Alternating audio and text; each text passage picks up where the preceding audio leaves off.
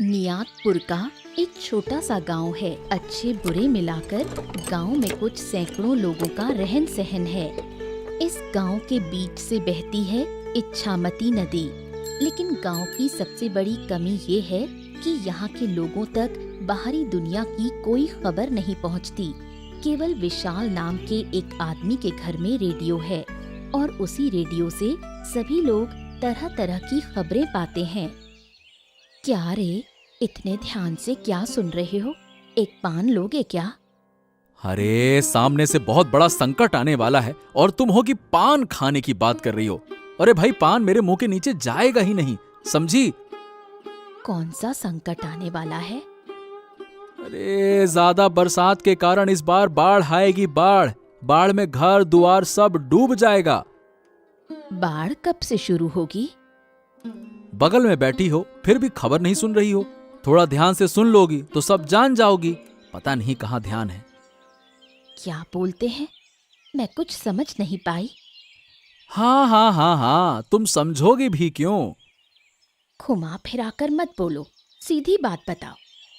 इस बार बहुत बारिश होगी। नदी का पानी इतना बढ़ जाएगा कि पूरा गांव डूब जाएगा। हमें पहले से ही तैयारी करनी होगी।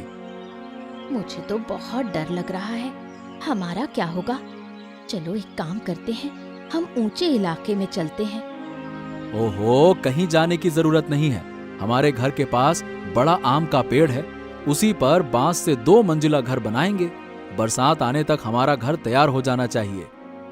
बहुत अच्छा होगा। तब हमें घर छोड़कर कहीं जाना नहीं पड़ेगा। जब सब बाढ़ में डूबेंगे तब पेड़ पर आराम से रहेंगे। और सुनो, ये बात तुम गांव में किसी से कहना मत, ठीक है? नहीं जी, मैं किसी से कुछ नहीं कहूँगी। हम नहीं बताएंगे तो गांव के लोग कैसे जानेंगे? क्या जानेंगे? इस गांव में एक ही रेडियो है, वो भी हमारे घर में। पेड़ पर ईंट पत्थर से घर तो बन नहीं सकता। बांस से मजबूत करके ही 2 मंजिला घर बनाना होगा। हाँ, तुम बिल्कुल सही कह रही हो। कल से ही काम शुरू करना होगा। इसी गांव में विजय नाम का एक आदमी भी रहता है। पत्नी दिशा के साथ उसका छोटा सा परिवार है। वो लोग विशाल के पड़ोसी हैं। विजय दिन भर मेहनत करता और रात को घर लौटता और फिर दिशा से तरह तरह की नोकझोंक होती। ये तुम्हारे घर आने का समय है। इधर मैं दिन भर अकेली घर में पड़ी रहती हूँ, उसकी तुम्हें कोई परवाह नहीं। अरे तो क्या करूं? मैं जानबूझकर तो देर नहीं करता। दिन भर बहुत काम रहता है। काम करके ही देर से लौट पाता हूँ। क्या करूं? इतना काम करके होगा क्या? अरे भाई, काम ना करूं तो घर कैसे चलेगा? दिन भर मेहनत करके लौटा हूँ और तुम अच्छा व्यवहार करने की बजाय झगड़ा कर रही हो। क्या करूं? दिन भर अकेले रहते रहते मेरा मूड चिड़चिड़ा हो गया है। अरे भाई, तो दिन भर अकेले क्यों रहो? आसपास के लोगों से बातचीत तो कर सकती हो ना। तुमसे एक बात कहनी थी। क्या? पड़ोस के विशाल दादा, जानते हो ना, वो लोग आम के पेड़ पर बांस से 2 मंजिला घर बना रहे हैं। कहते हैं कि गांव में बाढ़ आ जाएगी, इसलिए अपनी सुरक्षा के लिए ऐसा कर रहे हैं।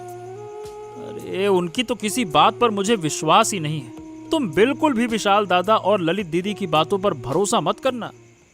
कोई बेवजह पेड़ पर घर बनाता है क्या? जरूर बाढ़ का खतरा होगा। तुम तो उनकी बातों पर ध्यान ही नहीं दे रहे।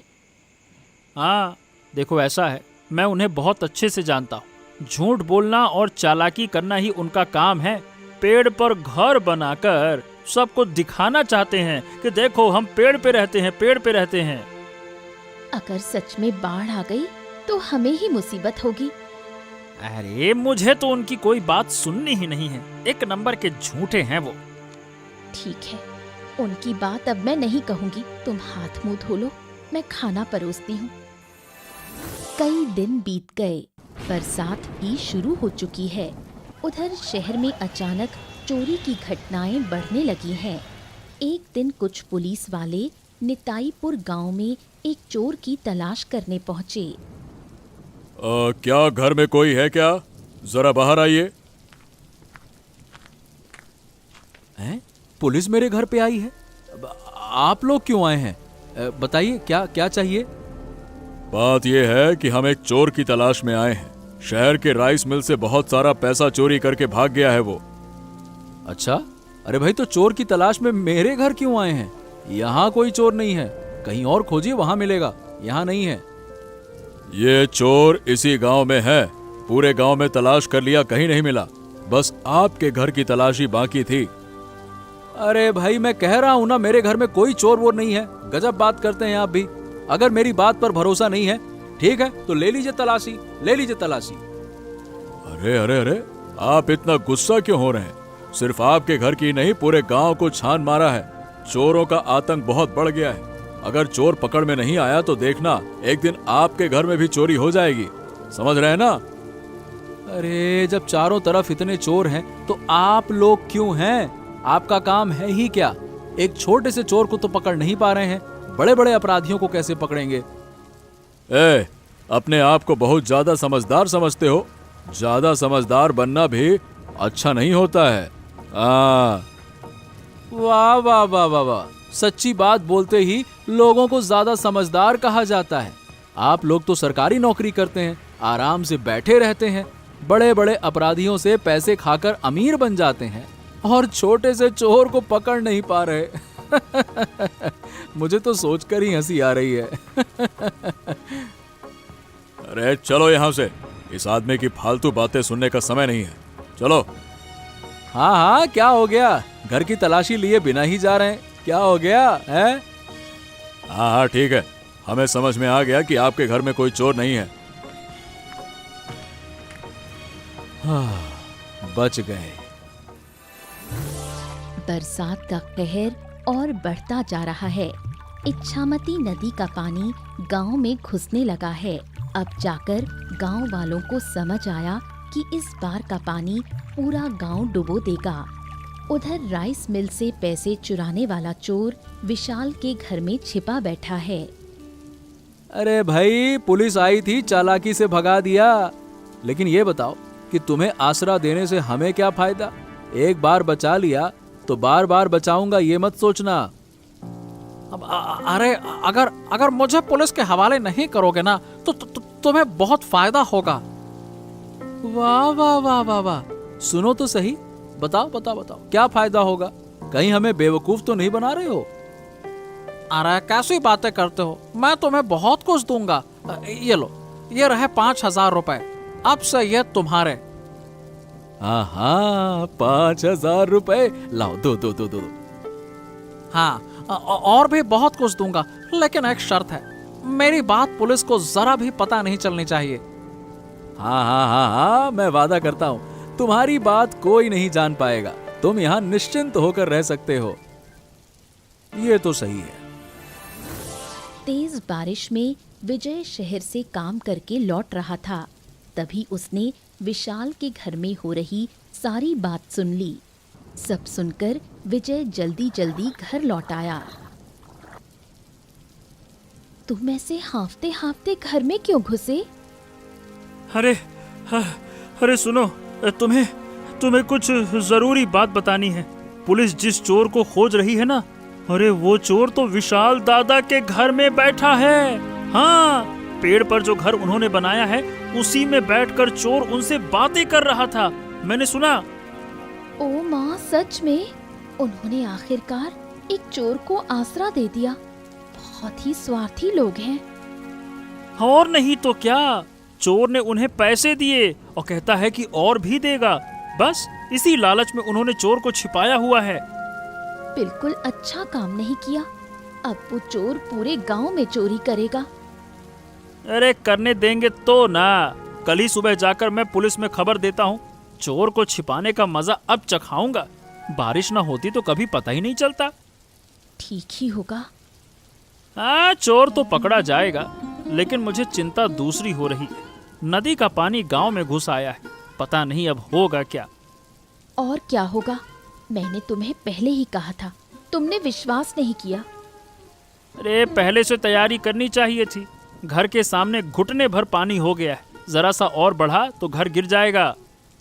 ओहो, हमें कोई इंतजाम करना होगा, नहीं तो बड़ी मुसीबत आ जाएगी। अगर सिर से छत भी चली गई तो हालत बहुत बुरी होगी। यही तो सोचकर मेरा दिमाग खराब हो रहा है। अगर पहले से पता होता तो बाहर ऊंचा मचान बना लेता। अब तो हालत ऐसी है कि मचान बनाना भी मुश्किल हो गया है। बहुत चिंता हो रही है। अगर चोर भी ना पकड़ा गया तो गांव का क्या बचेगा। हाँ, चिंता तो है। अच्छा, एक काम करो, तुम कुछ सूखा खाना पैकेट में बांध कर रख लो, आगे काम आएगा। हाँ, वो तो कर ही लूंगी। तुम अब थोड़ा शांति से बैठो। दिन भर तुमने बहुत मेहनत की है। अगले दिन सुबह विजय और दिशा थाने जाकर पुलिस को सब कुछ बताते हैं।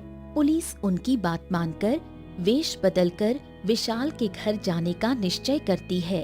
ठीक दोपहर को पुलिस एक भिखारी का वेश बनाकर विशाल के पेड़ पर बने घर में पहुंचती है।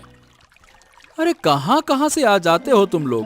पेड़ के ऊपर घर बनाकर रह रहा हूँ फिर भी चैन नहीं है। यहाँ भी भिखारी चला आया। कहाँ से आए हो तुम? अरे अगर मुझे खाना दोगे तो तुम्हारा भला होगा। तुम बहुत संपत्ति के मालिक बनोगे। मैं जो कहता हूँ वही होता है। मैं लोगों का भविष्य बता सकता हूँ। क्या बात करते हो तुम? फालतू में झूठ मत बोलो। अपना भला चाहते हो तो चले जाओ चुपचाप यहाँ से। शांति से खाने दो हमें। अगर मुझे खाना नहीं दोगे तो तुम्हें नुकसान से कोई नहीं बचा सकेगा। हाल ही में जो तुम्हारी आमदनी बढ़ी है वो भी बंद हो जाएगी। अरे जब ये चोर इतना कह रहा है तो थोड़ी सी खिला ही दो ना। इतना सारा खाना हम नहीं खा पाएंगे। जिंदगी में इतना सारा खाना कभी नहीं देखा।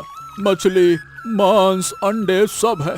मुझे एक वक्त का खाना खिलाओगे तो तुम्हारे भाग्य खुल जाएंगे।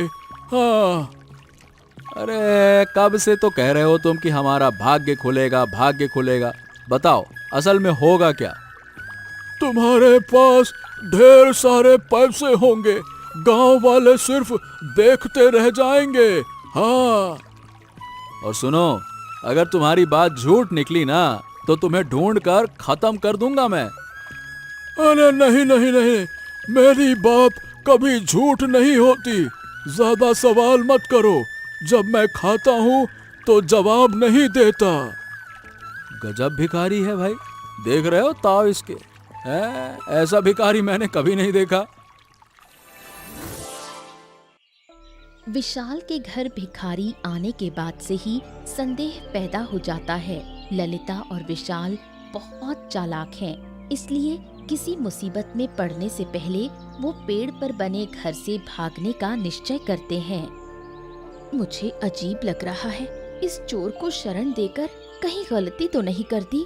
दोपहर में खाकर चोर कहाँ चला गया? अरे कहाँ जाएगा भाग्यवान, चोरी करने गया होगा। चोर का काम तो चोरी करना ही है ना। चारों ओर बाढ़ का पानी फैला हुआ है। हम पहले से तैयार थे इसलिए बच गए, वरना गांव वालों की तरह हम भी मुसीबत में पड़ते। हाँ, मेरे मन में तो कुछ और ही बात घूम रही है। आज दोपहर में एक भिखारी आया था। मुझे उस पर संदेह हो रहा है। मतलब सच में कोई भिखारी था या फिर कोई और? कहीं वेश बदलकर हमें नुकसान पहुंचाने तो नहीं आया? सुना है पुलिस वेश बदलकर अपराधी पकड़ती है। हो सकता है। मुझे भी वैसा ही लग रहा है। चोर की वजह से हम बड़ी मुसीबत में पड़ सकते हैं। भिखारी आया ही कैसे? तुमने अंदर आने की इजाजत क्यों दी? डर दिखाकर अंदर आया। कह रहा था खाना नहीं दोगे तो नुकसान होगा। पता नहीं बहुत कुछ कह रहा था, इसीलिए मैंने कहा मजबूरी में दे दो यार। फालतू में किसी की बद्दुआ नहीं चाहिए। मेरा तो मन कर रहा है कि आज रात यहाँ रहना ठीक नहीं। अब जिस तरह पानी बढ़ रहा है, नीचे रहना भी तो सुरक्षित नहीं लगता ना। चाहे जितनी तकलीफ हो, लेकिन आज की रात हमें नीचे ही गुजारनी होगी। कल रात जब हम चोर से बात कर रहे थे, कोई हमारी बातें सुन रहा था। मैंने कहा था, लेकिन तुमने यकीन नहीं किया। हाँ, विजय हो सकता है। वो इसी रास्ते से आता जाता है। सच में अगर विजय हुआ ना, उसको तो मैं मजा चखाऊंगा ससुरे को। देखो, चोर आ रहा है। पेड़ पर घर बनाया था सुरक्षित रहने के लिए, अब फिर से नीचे जाना पड़ रहा है। अच्छा नहीं लग रहा। सुनो, चोर को छोड़कर हम नीचे चले जाएंगे। आज रात हम चोर के साथ नहीं रहेंगे, क्या कहती हो?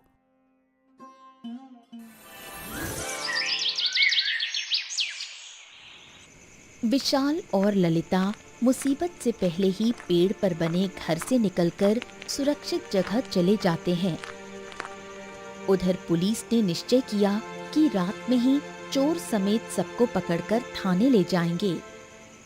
अरे ये तो खर्राटे मारकर सो रहा है। अबे उठ उठ। कौन है? थोड़ी देर आराम से सोने भी नहीं देते। अबे उठता है कि नहीं? लाठी का स्वाद चखाऊं? उठ। ओहो, यहाँ से जाओ ना, परेशान मत। अबे आंखें खोल। अभी नहीं खोली तो लाठी से आंख फोड़ दूंगा। खोल साले, खोल। हाँ, अरे पुलिस इतनी रात को? और नहीं तो क्या, बहुत ढूंढा, आखिरकार तू हाथ लगी गया ना। लेकिन मुझे क्यों पकड़ रहे हो? मैं तो इस घर का रिश्तेदार हूँ। बाढ़ में मेरा घर डूब गया, इसीलिए यहाँ शरण ली है। अरे चल थाने, कैसे सच उगलवाना है हमें सब पता है। इस घर के बाकी लोग कहाँ हैं? मैं कैसे बताऊं? मैं यहाँ रहता हूँ लेकिन घर वालों की खबर नहीं रखता। अबे साले, राइस मिल से पैसा चुराया था, वो निकाल चुपचाप। मैंने कोई चोरी नहीं की है। सच बोल, नहीं तो आंखें फोड़ दूंगा तेरी मैं। मेरे पास पैसे नहीं है तो मैं पैसे निकालूं कैसे? झूठ बोल रहा है ना? अब की बार सच उगलवा दूंगा। बोल साले, बोल। बोल रहा हूँ। इस बैग में है, सारा पैसा नहीं है, कुछ खर्च कर चुका हूँ। लाठी के बिना कोई सच नहीं बोलता। अब चल हमारे साथ थाने, तुझे दामाद जैसा सत्कार देंगे। चल ससुराल, चल बे। मैं नहीं जाऊंगा, मैं नहीं जाऊंगा। अबे जाएगा कैसे नहीं? और लाठी खाना चाहता है क्या? अरे अब देखिए, चोरी की वारदातें दिन ब दिन बढ़ती जा रही हैं। सारे चोर पकड़े जाएंगे तो चोरी कौन करेगा? अबे चलता है कि नौटंकी में? चल।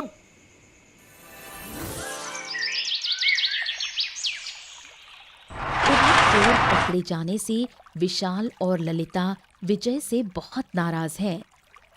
आज काम पर जाने की जरूरत ही नहीं थी। घर के अंदर पानी भर गया है, थोड़ी देर में तो खाट पर भी चढ़ जाएगा। अकेले मैं क्या करूंगी? घर टूट गया तो सब खत्म।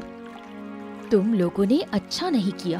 घर में मेहमान आए तो क्या उसे पुलिस के हवाले कर देते हैं? दीदी, तुम्हारी बात समझ में नहीं आ रही। मेहमान को क्यों पकड़वाते? मुसीबत में एक मेहमान ने हमारे घर शरण ली और तुम लोगों ने उसे चोर कहकर पुलिस को पकड़वा दिया। चारों तरफ लोग मुसीबत में हैं और तुम लोग चोर की चिंता कर रहे हो। बाढ़ में फसल नष्ट हो रही है, घर टूट रहे हैं, कुछ दिन बाद लोग भूखे मरेंगे। अगर तुम लोग इतनी मुसीबत में हो तो हम क्या कर सकते हैं? सबकी परेशानी देखने लगे तो हमारा क्या होगा? तुम लोग बहुत स्वार्थी हो। इतना स्वार्थी होना अच्छा नहीं। बाढ़ में दूसरों के साथ खड़े रहो। मुसीबत में साथ दोगे तो ऊपर वाला भी तुम्हारी रक्षा करेगा। तुम्हारी ये ज्ञान की बातें मुझे बिल्कुल अच्छी नहीं लग रही। अच्छी ना लगे तो मत सुनो। तुम्हारे साथ बात करने की मेरी कोई इच्छा नहीं है। बस कहना था कि तुम लोगों ने हमारे मेहमान को पुलिस के हवाले करके अच्छा नहीं किया। अच्छे आदमी को कभी पुलिस पकड़ती है? तुमसे बात करके कोई फायदा नहीं। जहाँ खड़ी रहूंगी तो पानी में डूब जाऊंगी। मैं घर जाकर ऊपर वाले कमरे में बैठूंगी। दीदी, सिर्फ अपना मत सोचो। चारों ओर लोग कैसे रो रहे हैं, देखो, उनके साथ खड़े रहो। अब जा रही हूँ, सोचूंगी तुम्हारे बारे में। बाढ़ में चारों ओर लोगों के घर डूब गए। जिनके कच्चे घर थे वो गिर चुके हैं। उधर विशाल और ललिता के मन में गांव वालों के लिए सहानुभूति जागने लगी। बहुत मुसीबत में पड़कर तुम्हारे पास आई हूँ, मुझे थोड़ा आश्रय दोगे? आओ आओ आओ बूढ़ी माँ। यहाँ के अलावा और कहीं जाने की जगह नहीं थी, इसलिए आई हूँ। हाँ, गांव में जो अभी भी मुसीबत में है उनकी मदद तो करनी होगी। सबको आश्रय केंद्र तक पहुंचाना होगा। बूढ़ी माँ, मुझे तुम्हारी मदद पहले ही करनी चाहिए थी। मेरी इतनी उम्र हो गई, लेकिन ऐसी बाढ़ कभी नहीं देखी। ये तो महाप्रलय जैसा है। तूने पेड़ पर घर बनाया, वरना मैं भी पानी में बह जाती। बूढ़ी माँ, सही बताऊं तो लोगों का दुख देखा नहीं जा रहा। अरे इतनी मुसीबत से लोग कैसे निकलेंगे? बिल्कुल सही कह रहे हो। नाव से आते समय मैंने देखा, गाय, बकरी, आदमी सब बह रहे थे। हाँ, मुझे पहले ही सबकी मदद करनी चाहिए थी। हमने सुना था कि बाढ़ आएगी, लेकिन ध्यान नहीं दिया। जब मैं पेड़ पर घर बना रहा था तो लोग मजाक उड़ाते थे। अब बताओ भला, यही घर सबके काम आ रहा है कि नहीं आ रहा है? किसी चीज का मजाक उड़ाना ठीक नहीं, लेकिन एक बात बहुत अच्छी लग रही है, तुम्हारा बदलाव देखना। अच्छे इंसान को सब प्यार करते हैं बूढ़ी माँ, बुरे को कोई नहीं। काश मैं हमेशा अच्छा इंसान बना रह सकूं। नीचे देखो, लोगों के घर सब बह रहे हैं। आए रे, इतनी कम उम्र में जान गंवानी पड़ी है। हे ऊपर वाले, सबको बचा लो। देखते देखते कई दिन बीत गए। बाढ़ का पानी भी कम होने लगा। विजय और दिशा विशाल के 2 मंजिला मकान से अपने घर लौट आए। उधर चोर थाने से भाग निकला। पुलिस फिर से चोर की तलाश में जुटी है। हाँ, बाढ़ का पानी काफी उतर गया है। अब काम काज शुरू करना होगा। कुछ दिन और रुक जाओ, अभी भी पूरा पानी तो नहीं गया। अरे, तो ऐसे बैठे बैठे समय काटने से कुछ नहीं होगा। घर में खाने को भी कुछ नहीं है। अगर काम नहीं करेंगे तो भूखे मरना पड़ेगा ना। एक बात तो माननी ही पड़ेगी, विशाल दादा और ललिता दीदी ने बहुत मदद की। जितने दिन हम उनके घर में रहे, उन्होंने हमें खिलाया पिलाया, नहीं तो हमारा खाना बहुत पहले ही खत्म हो जाता। अरे भाई, अब भी उनके घर में बहुत से लोग हैं। उनके बदलाव को देखकर तो सही बताऊं, मैं सचमुच हैरान हूँ। क्या बात है, सुबह सुबह गांव में पुलिस फिर से चोर की तलाश में आए हैं क्या? अरे बात यह है कि चोर थाने से भाग गया। पूरे गांव को छान मारा पर कहीं मिला नहीं। अरे, विशाल दादा के घर में देखा? अरे उनके 2 मंजिला मकान में देखा, मगर वहां भी नहीं दिखा। क्या बात कर रहे हैं? आखिरकार चोर भाग कैसे गया, पहले ये बताइए। अरे, एक मामूली से चोर को भी आप लोग कैद में नहीं रख पाए, सही ढंग से जिम्मेदारी नहीं निभा सकते, तो पुलिस की नौकरी करते क्यों हैं? अरे भाई, चोर का काम ही चोरी करना है। वो सिर्फ लोगों के घरों में ही चोरी नहीं करता, थाने से भी चोरी करके भाग जाते हैं। वाह वाह वाह वाह वाह, बाढ़ में लोग भूखे मर रहे हैं, ऐसे समय अगर चोरी भी होने लगे तो लोग जिएंगे कैसे? अरे ठीक है, भाग कर जाएगा कहाँ? किसी भी तरह पकड़ लेंगे उसको। वाह, पिछली बार कितनी चालाकी से चोर पकड़ा गया था। अगर आप लोग ठीक से जिम्मेदारी निभाते तो वो कभी भाग ही नहीं पाता। कोई बात नहीं, इस बार पकड़ा जाएगा। फिर देखो हम उसका क्या हाल करेंगे। अब दोबारा भागने की हिम्मत भी नहीं करेगा। भागने की हिम्मत नहीं करेगा? पहले पकड़ के तो दिखाइए। हाँ, ठीक है, पकड़ लेंगे। चोर बाहर निकलकर ये तय करता है कि वो विशाल के घर जाकर खाने में जहर मिलाकर सबको मार डालेगा और उनका सब कुछ लूट ले जाएगा। पानी तो पूरा उतर गया है, अब मुझे अपने घर लौटना चाहिए। और कितने दिन तुम्हारे घर रहूंगी? सब लोग तो चले गए, बस मैं ही अब तक पड़ी हूँ। बूढ़ी माँ, आप बुजुर्ग हैं, कुछ दिन और रुक जाइए। अभी भी चारों ओर पानी है, पूरा सूख जाने पर ही जाइएगा। मेरा घर बचा भी है या बह गया पता नहीं। अगर घर बचा है तो ठीक, वरना मेरे पास छत ही नहीं बचेगी। आपको इतना सोचने की जरूरत नहीं, आप हमारे घर में रहिए, आपको रहने की जगह हम देंगे। वो कैसे हो सकता है? क्यों नहीं हो सकता? हमें अपना मान कर रहिए, आपका तो कोई अपना है नहीं, हमें अपना मान लीजिए। पुलिस तुम्हें ढूंढ रही थी। अब हम तुम्हें शरण नहीं दे सकते। मैं तो रहने नहीं आया हूँ। वो क्या है कि तुम लोगों ने मेरी मदद की थी, इसलिए सोचा कि तुम्हारे लिए मिठाई ले आऊं। हाँ, तुम मिठाई छोड़ो और चले जाओ यहाँ से। तुम मेरी बहन जैसी हो ना। मैं खुद अपने हाथों से तुम्हें मिठाई खिलाना चाहता हूँ। और बूढ़ी माँ, क्या आप स्वादिष्ट मिठाइयाँ खाएंगी? हाँ लाओ, खा लेती हूँ। बहुत दिन से मिठाई नहीं खाई। हम बाद में खा लेंगे, तुम चले जाओ, वरना पुलिस आ गई तो हम भी मुसीबत में पड़ जाएंगे। जब तक मिठाई नहीं खाओगे मैं नहीं जाऊंगा। हाँ। अरे कितने जिद्दी हो। अच्छा तो खा रही हूँ, मुझे भी एक दो। मिठाई का स्वाद बहुत अच्छा है। ऐसी मिठाई पहले कभी नहीं खाई। विशाल के घर में ना होने का फायदा उठाकर चोर ने ललिता और बूढ़ी अम्मा को जहरीली मिठाई खिला दी और मार डाला। फिर घर का सब सामान लूटकर भाग गया। इस दर्दनाक घटना के बाद विजय दौड़ा दौड़ा थाने पहुंचा। क्या बात है, इतनी रात को? क्या चोर की कोई खबर है क्या? पिछली बार भी तुम इसी तरह दौड़ कर आए थे, हैं? हाँ, अरे क्या बताऊं, बहुत बड़ा अनर्थ हो गया पुलिस बाबू, और इस अनर्थ के लिए आप लोग जैसे पुलिस वाले ही जिम्मेदार हैं। अरे अरे, हुआ क्या है? अरे चोर ने मिठाई में जहर मिलाकर विशाल की पत्नी और गांव की बुढ़िया को मार डाला। क्या बात कर रहे हो? ये तुम क्या कह रहे हो? अरे चोर की इतनी हिम्मत! हम अभी विशाल के घर चलते हैं, चलो। अरे तो घर जाके क्या चोर मिलेगा क्या? पहले चोर को पकड़ने का इंतजाम कीजिए। चोर पकड़ा जाएगा, लेकिन पहले लाश थाने लानी होगी, समझे? लाश जहरीली है। देखिए, आज उसने विशाल दादा की पत्नी को मारा है, कल मेरे घर में भी मार सकता है। इसकी गारंटी कौन देगा कि वो कुछ नहीं करेगा आगे? अब हम हैं ना, अब ऐसी घटना नहीं होगी। इसके लिए सख्त नजर रखेंगे, चिंता मत करो। अरे आप लोग क्या करेंगे ये हम सब समझ चुके हैं। एक बार पकड़ के उसको भागने दिए। ओहो, अब ये सब बातें अभी मत करो, चलो मेरे साथ, अभी हम विशाल के घर जा रहे हैं, चलो। आज रात में किसी भी तरह से चोर को पकड़ना होगा। आपकी लापरवाही से आज ये हाल हुआ है। अरे भाई, जितना तुम बोलते रहोगे उतना ही देरी होगी। तुम भी हमारे साथ चलो। और एक और बात, ये जहर चोर ने ही खिलाया है या फिर किसी और ने, पहले ये बात साबित होनी चाहिए। क्या आप कहना क्या चाहते हैं?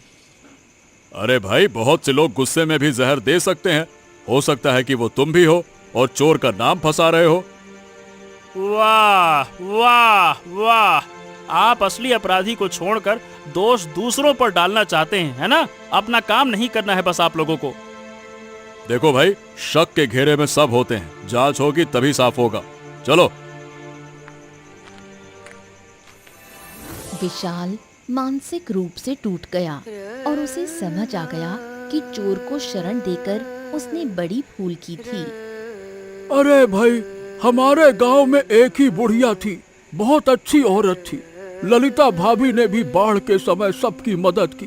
एक ही दिन में 2 लोगों की मौत बहुत दुखद है। सहन नहीं हो रहा। अरे बाप रे, कितना बड़ा नुकसान हो गया। ऐसा लग रहा है जैसे हमारे ही घर के लोग चले गए। ऊपर वाले से उनकी आत्मा की शांति की दुआ करती हूँ। ये सब मेरी ही गलती है। अगर मैंने उस चोर को शरण ना दी होती तो मेरा ये अनर्थ नहीं होता। बस बस बस दादा, जब वो तुम्हारे घर में था उसने सब देख लिया कि कहाँ क्या है, फिर मौके का फायदा उठाकर इतना बड़ा नुकसान कर गया। सही बात है, अनजान लोगों पर कभी भरोसा नहीं करना चाहिए। ये समझ मुझ में नहीं थी, मैं लालच में पड़ गया था। क्या कहूँ दादा, सारा दोष मैं तुम्हें नहीं दे रहा। मुझे लगता है कि पुलिस ज्यादा दोषी है। चोर थाने से भागा कैसे? जरूर पुलिस ने पैसे लेकर उसे भागने में मदद की होगी। तू सही कह रहा है, वरना थाने से भागना आसान बात नहीं है। उन्होंने की होगी मदद उसकी। चलिए, बहुत देर हो रही है, अब हम लाश को थाने ले जाएंगे। विशाल बाबू, आप भी चलिए। हाँ चलिए। देखते देखते कई महीने बीत गए। पुलिस अब तक चोर को पकड़ नहीं पाई। उधर विशाल धीरे धीरे मानसिक रोगी बनता जा रहा है। ये लो मेरे घर की चाबी, इसे अपने पास रख लो। क्या तुम्हारे घर की चाबी हम क्यों रखेंगे? मैं घर छोड़कर जा रहा हूँ। घर में रहना मेरे लिए बहुत मुश्किल हो गया है। किसी भी तरह मन नहीं लग रहा। मुझे जाना ही होगा। अरे लेकिन कहाँ जाओगे दादा? कोई ठौर ठिकाना भी तो बता दो। मैं चला जाऊंगा किसी आश्रम में। अब से वही मेरा ठिकाना होगा। ओहो, हमें तुम्हारे लिए बहुत बुरा लगेगा। बाढ़ के समय अगर तुमने हमें शरण ना दी होती तो क्या होता, सोच भी नहीं सकते। पेड़ पर बना वो 2 मंजिला घर है। अगर फिर कभी कोई मुसीबत में आए तो शरण वहीं ले लेना। मैं सब कुछ छोड़कर जा रहा हूँ, बस ये रेडियो साथ ले जा रहा हूँ। अरे दादा, कभी कभी गांव तो आओगे ना, और अगर हमसे कोई भूल चूक हुई हो तो माफ कर देना। तुम लोग भी मुझे माफ करना। चलो अब मैं चलता हूँ। विशाल दिल के दुख में अपना घर छोड़कर हमेशा के लिए चला गया और अपने साथ बस एक रेडियो ले गया। ऐसे ही और रोचक कहानियां देखने के लिए हमारे चैनल को सब्सक्राइब करना ना भूलें।